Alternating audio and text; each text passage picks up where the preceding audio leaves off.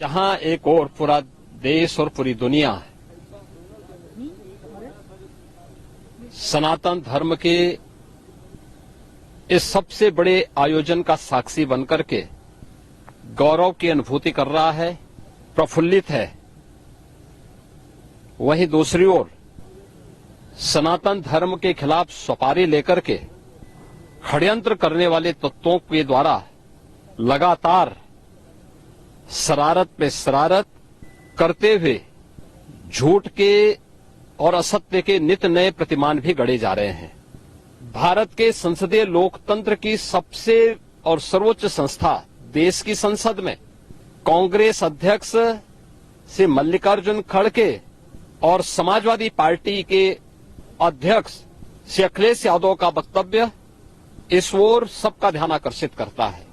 ये दोनों वक्तव्य न केवल इनके सनातन धर्म विरोधी चरित्र को उजागर कराता है, बल्कि इनकी उस गिद्ध दृष्टि की ओर भी सबका ध्यान आकर्षित करता है, जो लगातार इस महाकुंभ के खिलाफ पहले दिन से दुष्प्रचार कर रहे हैं।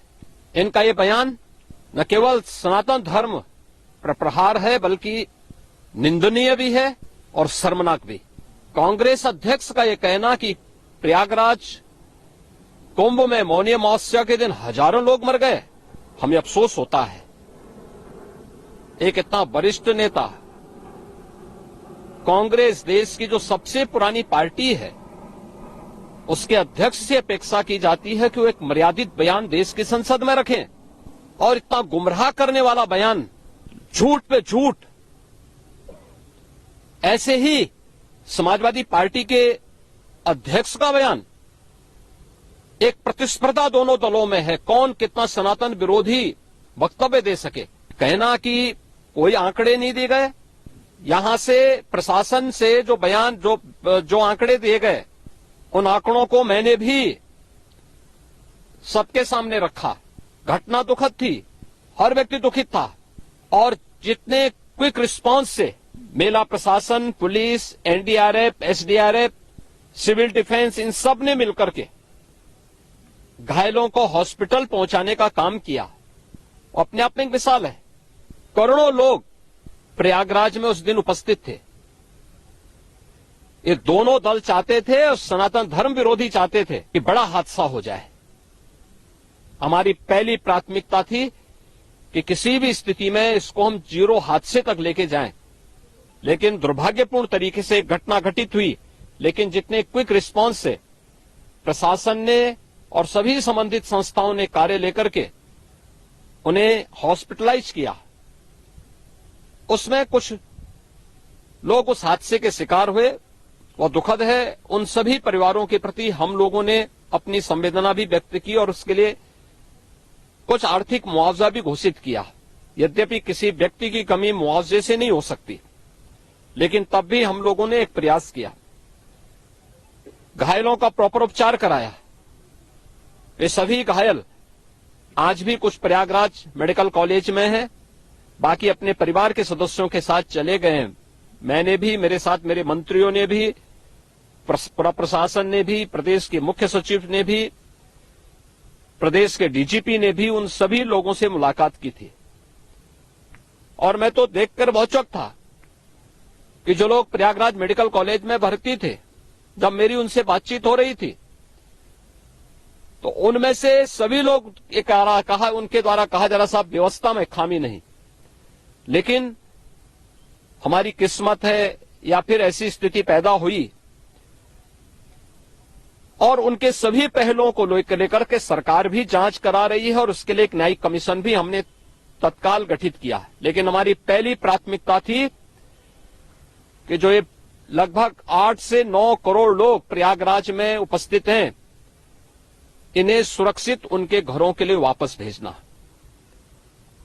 इन दोनों दलों और सनातन धर्म विरोधी उन सभी लोगों के वक्तव्य, जो लोग ये गुमराह करने वाले वक्तव्य दे रहे हैं कि लाखों लोगों ने स्नान नहीं किया, सरासर गुमराह करने वाला है। ये वक्तव्य देना कि कोई अमृत स्नान या साय स्नान नहीं हुआ, ये भी गुमराह करने वाला वक्तव्य है और सनातन धर्म की अवमानना ही नहीं, बदनाम करने की साजिश का एक हिस्सा है। कोई परंपरा बाधित नहीं हुई। मौनी अमावस्या का स्नान पहले दिन सायंकाल 7:30 बजे से प्रारंभ हो गया था और अगले दिन पूरे दिन भर देर सायंकाल तक मौनी अमावस्या का मुहूर्त था। स्वाभाविक रूप से अखाड़ों ने हादसे के तत्काल बाद मेला प्राधिकरण के साथ बातचीत करके अपने स्नान को स्थगित किया था कुछ देर के लिए, और फिर जब मेरी उनसे बातचीत हुई दोपहर के बाद सभी अखाड़े और पूज्य संतजन, आचार्य महामंडलेश्वर, वे इस स्नान का हिस्सा बने और वही परंपरागत तरीके से सभी स्नान भी हुए। इस महाकुंभ में 3 अमृत स्नान थे, मकर संक्रांति, मौनी अमावस्या और बसंत पंचमी। इन तीनों में अमृत स्नान हुए जिसमें सभी अखाड़े भागीदार बने। पौष पूर्णिमा से आयोजन प्रारंभ हुआ। समाजवादी पार्टी के अध्यक्ष का यह वक्तव्य भी कि सरकार ने 100 करोड़ की घोषणा की थी, मुझे लगता है कि उनको बयान थोड़ा पढ़ना चाहिए। ये लोग 12 बजे सो करके उठने वाले लोग हैं। कार्यालय स्टाफ जिस प्रकार का इन्हें नोट बना करके देता है, ये उस प्रकार का वक्तव्य बना करके सामने प्रस्तुत करते हैं और फिर उसके अनुसार उसको लीडर के रूप में नहीं बल्कि एक रीडर के रूप में सबके सामने उस वक्तव्य को पढ़ करके अपनी जगहसाई करते हैं और राजनेताओं की भी जगहसाई करते हैं।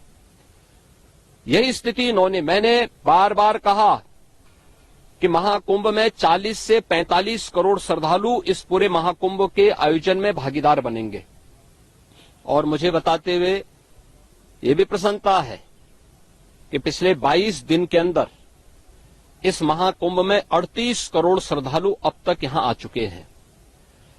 अगले 22-23 दिन तक यह आयोजन और चलेगा। इन 22 दिनों के अंदर भी श्रद्धालुओं के आने की पूरी वो है। आज भी आप देख रहे होंगे, कल बसंत पंचमी अंतिम अमृत स्नान संपन्न हुआ। माघी पूर्णिमा 12 फरवरी को और महाशिवरात्रि 26 फरवरी को होगा। करोड़ों की संख्या में देश और दुनिया का हर श्रद्धालु आना चाहता है। आज भूटान के महामहिम नरेश ने भी यहां पर अपने देश के तमाम लोगों के साथ में इस आयोजन में वे सहभागी बने। पूरी दुनिया आ रही है, लेकिन इन दलों ने जिन्होंने सनातन धर्म के खिलाफ सफारी लेकर के एक षड्यंत्र करने में लिप्त हैं, इनका षड्यंत्र कामयाब नहीं होगा। 29 जनवरी के हादसे की तह में हम लोग जाएंगे, षड्यंत्रकारियों को बेनकाब करेंगे और उन्हें सजा कैसे दिलाई जाती है यह आपने उत्तर प्रदेश के अंदर पिछले 8 वर्ष के अंदर देखा होगा। आगे भी आप इसको देखते रहिए।